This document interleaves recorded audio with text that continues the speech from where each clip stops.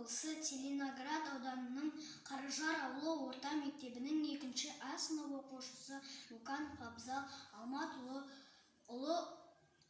Абай Құнанбаев атамыздың 175 жылдығына орай құлақтан кіріп бойдалар өлеңін қабыл алыңыздар.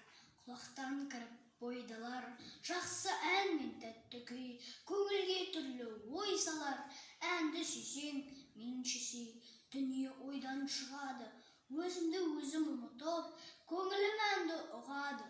Жүрегім бойды жылытып, аңсаған шөлде су тапса, бас қоймай ма бастауға, біреу дүртсе аяқ ақса, бой тоқтамаш жасқауға. Бір күйгізіп, сегізіп, ескі өмірді түргізер, өмір тонын кигізіп, жоқты бар ғып жүргізер.